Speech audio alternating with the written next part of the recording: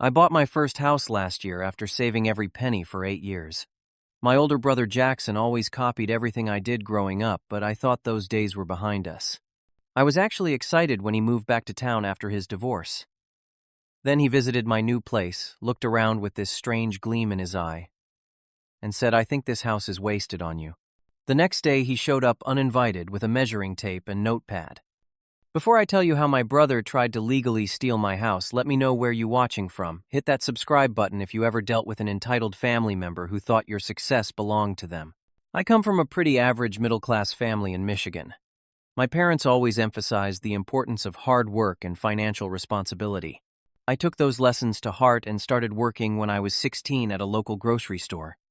Throughout college, I worked 2 jobs while maintaining my scholarship.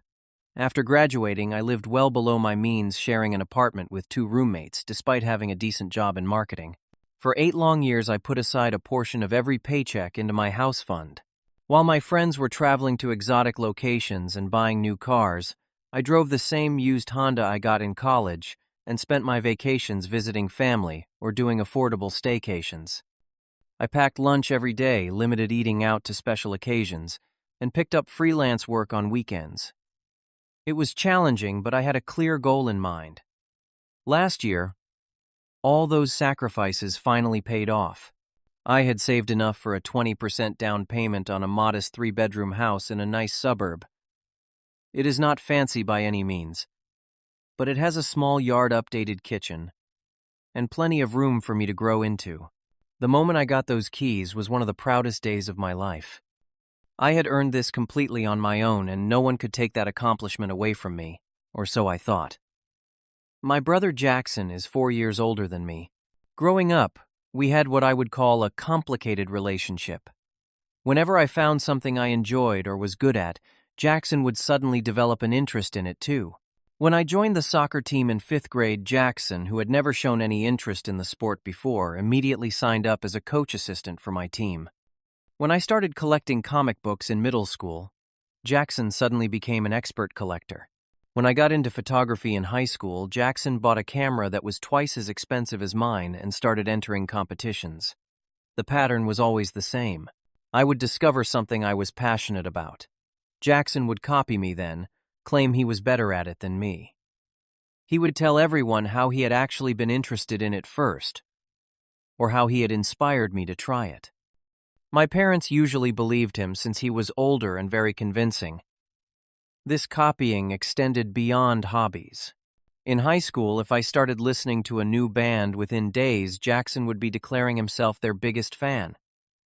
If I got a new style of shoes or jacket, Jackson would get something similar but more expensive. He even asked out girls I mentioned liking before I had a chance to talk to them myself. Our relationship improved somewhat when I left for college in another state. The distance meant we only saw each other at Thanksgiving, Christmas, and occasional family events. Our interactions became more superficial but less antagonistic.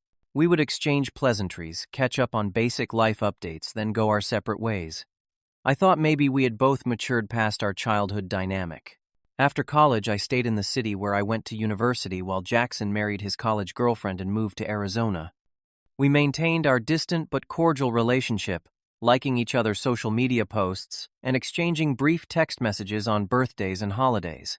It was not close, but it was peaceful. Then 3 months ago, my mother called to tell me that Jackson was moving back to our hometown. His marriage had ended in divorce, and the company he worked for had downsized his department. With nothing tying him to Arizona anymore, he decided to start fresh back home where he had a support system. Despite our history, I felt genuinely bad for him. Divorce and job loss at the same time is a tough combination.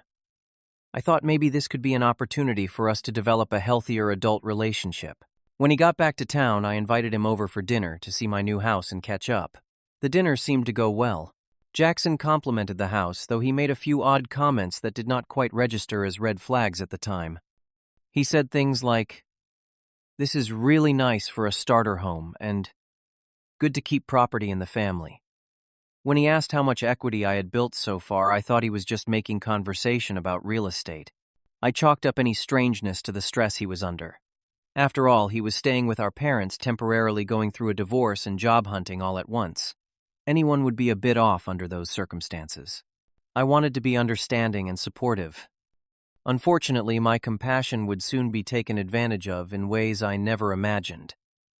About 2 weeks after our dinner, Jackson started dropping by my house unannounced. The first time he brought a friend I had never met before, and gave him a complete tour of my house, including my bedroom, without asking permission. When I overheard him tell his friend, "This will all be mine soon enough," I confronted him after his friend left. Jackson immediately backpedaled, claiming he was just joking around. He said his friend had been admiring the house and he was just playing up the big brother angle. I did not fully believe him, but I also did not want to create family drama when he was already going through a difficult time. I asked him to please call before coming over in the future, and he agreed. The next time Jackson visited, he started critiquing my decorating choices. The living room couch I had carefully selected was apparently all wrong for the space. The paint color I had chosen for the kitchen did not maximize natural light. The arrangement of my home office was inefficient. With each visit, the criticisms increased. At first, I tried to laugh it off, but it started to feel like he was mentally redecorating my house for himself.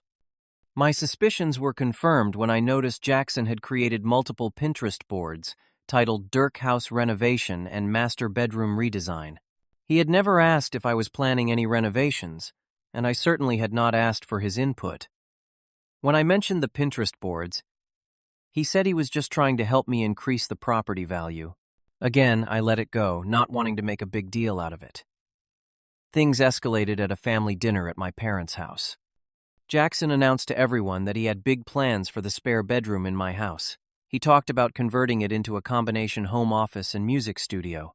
My parents laughed and said it was nice to see Big Brother looking out for Little Brother. I sat there stunned, not sure how to respond without seeming petty or ungenerous. After that dinner, Jackson became even bolder. He started leaving possessions at my house without asking. First, it was just a jacket or book. Then it was a guitar amplifier. Then a desk chair. Each time I would text him about the items, he would say he would pick them up soon, but more items would appear with each visit. Through conversations with other family members, I discovered that Jackson had been telling everyone that I had promised to help him get back on his feet by letting him stay with me. This was absolutely not true. We had never even discussed him staying at my house. I had offered to help him look for apartments in his price range, but that was it. The situation became even more concerning when I started receiving mail addressed to Jackson at my address. He had changed his mailing address without discussing it with me. When I confronted him about this boundary violation, we had a tense conversation. I clearly stated that he could not use my address, leave his belongings at my house, or make plans for my spare rooms. He seemed to understand and apologized, saying the divorce had left him disoriented and he would respect my boundaries going forward. For about 2 weeks, things were peaceful. Jackson stopped dropping by unannounced and even found a temporary job. I thought the issue had been resolved and was relieved that I would not have to escalate the situation further. Then my parents showed up at my door one Saturday morning saying they were there to help Jackson move some furniture in. I was completely confused. When I told them I had no idea what they were talking about, they became equally confused. Apparently, Jackson had told them that I had agreed to let him move into my spare bedroom while he got back on his feet. He had given them a specific move-in date and asked for their help. This led to an uncomfortable conversation where my parents insisted that family helps family. They brought up cultural expectations about older siblings and how they deserved respect and support from younger siblings. They could not understand why I would live alone in a 3-bedroom house while my brother was staying in his childhood bedroom at their house. The conversation devolved into a heated family argument. I tried to explain my perspective about boundaries and entitlement, but Jackson played the victim masterfully. He portrayed me as selfish and uncaring, pointing out how I had this big house all to myself while he was struggling. My parents, who had always slightly favored Jackson, sided with him initially. I tried to compromise by reiterating my offer to help Jackson find an affordable apartment and even assist with the security deposit. Jackson rejected this offer, outright stating that he deserved to live in my house because he was family, and because as the older brother he had always looked out for me. This claim was so far from the truth that I almost laughed. But the situation was far too serious for humor. The situation reached a breaking point 2 days later when I came home from work to find a moving truck in my driveway. Jackson and two of his friends were carrying a couch toward my front door. I blocked their path and demanded to know what was happening. Jackson calmly stated that our parents had given him permission to move in and had even given him the spare key I had left with them for emergencies. I called my parents in a panic, and they confirmed that they thought Jackson and I had come to an agreement after our discussion. They had given him the key, believing I had approved the arrangement. I had to forcefully tell the movers to put everything back on the truck while Jackson called me every name in the book. His friends looked uncomfortable but followed his lead in portraying me as the villain. That night, I changed all the locks on my house and retrieved my emergency key from my parents. I made it clear to everyone that Jackson did not have my permission to enter my home without an explicit invitation from me, much less move in. My parents thought I was overreacting, but I stood firm. The next day, I discovered that Jackson had filed a formal mail forwarding request with the post office, legally changing his address to mine, without my knowledge or consent. I had to go to the post office in person to contest this and provide proof of ownership of the house to have the forwarding canceled. Through social media and family gossip, I learned that Jackson had been telling extended family members that he was a co-owner of my house. He claimed that he had helped with the down payment, a complete fabrication, and that I was trying to cheat him out of his investment. Several aunts, uncles, and cousins called or messaged me expressing their disappointment in my selfishness, all based on Jackson's lies. The situation became even more alarming when Jackson showed up at my house with a locksmith claiming to be locked out of his own home. Fortunately, I was working from home that day and was able to stop this by showing the locksmith my deed and identification. The locksmith apologized and left, but Jackson stood on my front lawn yelling about family betrayal for nearly an hour before leaving. Jackson escalated his campaign against me on social media, posting vague but pointed statements about selfish brothers and family betrayal. Without naming me directly, he made it clear to everyone who knew us that I was the target of his posts. Family members began taking sides, with the majority pressuring me to just let Jackson move in temporarily to keep the peace. During this time, I learned from a family friend who works in real estate that Jackson had credit issues that prevented him from qualifying for his own lease. His divorce had involved significant debt, and he had a history of missed payments that made landlords wary. This explained his determination to move in with me, but it did not justify his manipulative tactics. My parents suggested a compromise that shocked me even further. They thought I should add Jackson to my deed temporarily, just until he could qualify for his own place. The fact that they would even suggest something so financially irresponsible and potentially devastating to my future showed how effective Jackson's manipulation had been. I refused immediately and suggested they could let him stay with them longer if they were so concerned. The conflict reached its climax when Jackson delivered an ultimatum through my parents. Either I share my house with him, or I would be cut off from the family. My parents did not explicitly endorse this ultimatum, but they conveyed it with the clear implication that they expected me to give in for the sake of family harmony. They organized a family intervention meeting supposedly to find a solution that would work for everyone. In reality, it was an ambush against me. Jackson put on a tearful performance about being homeless, despite still living with our parents, and how all he wanted was the support any older brother deserved. Extended family members took turns explaining why I should show compassion and family loyalty. I sat through most of it quietly, trying to be respectful despite my growing anger.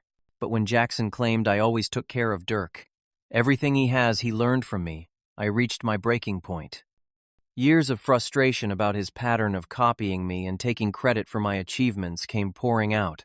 I detailed every instance I could remember of Jackson copying my interests, stealing my achievements, and diminishing my successes.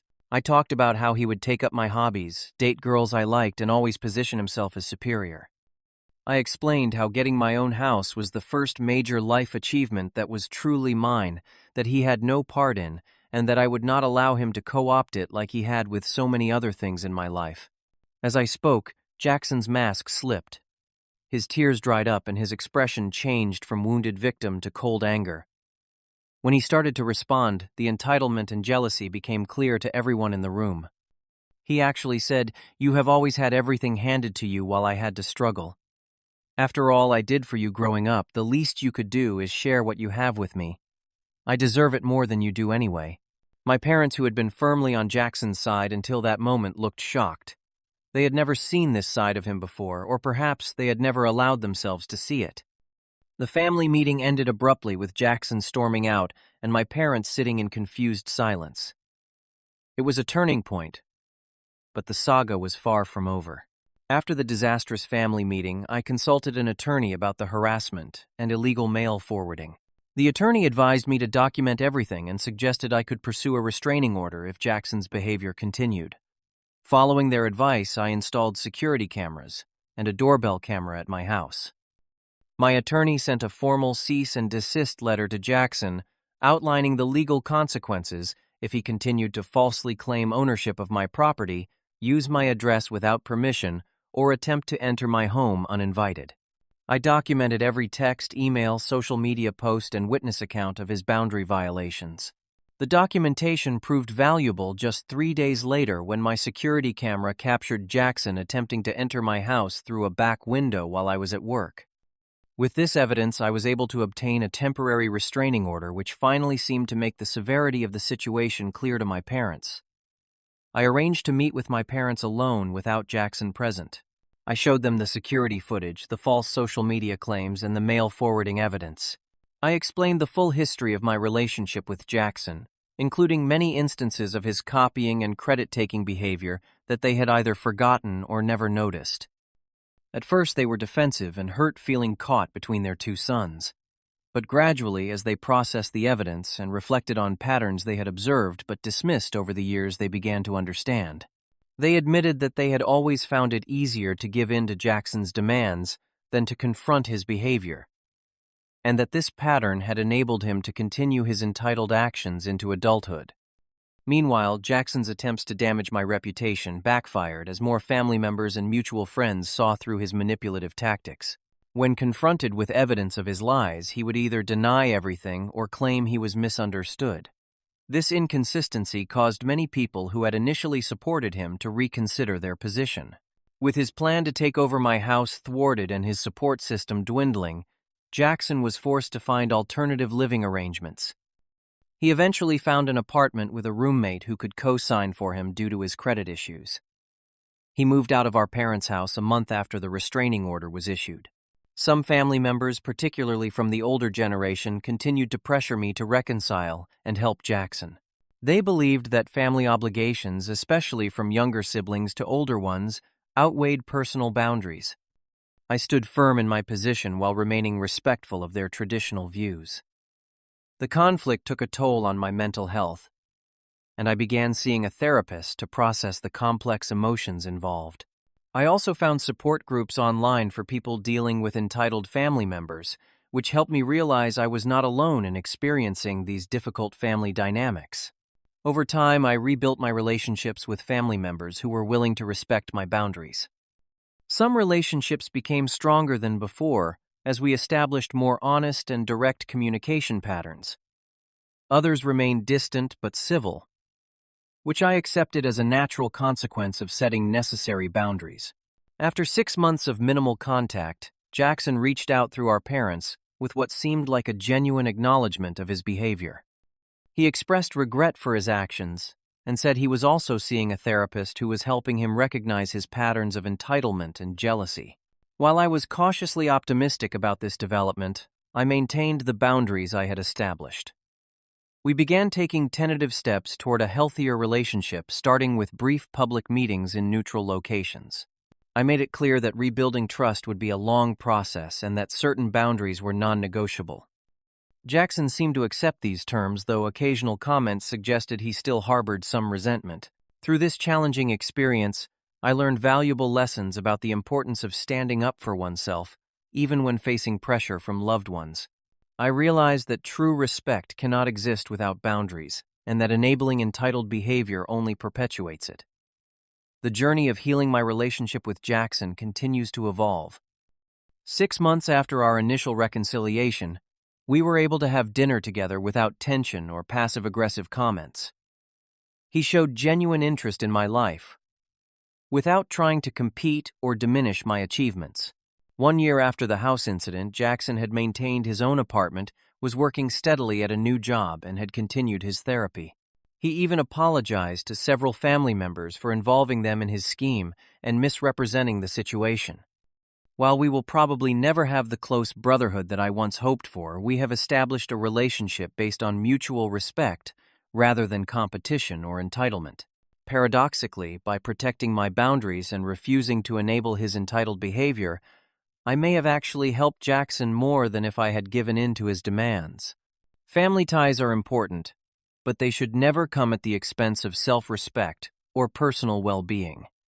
True family supports your achievements rather than feeling entitled to them. Healthy relationships require mutual respect, honesty, and appropriate boundaries even between brothers. Have you ever had to stand up to an entitled family member? How did you handle it?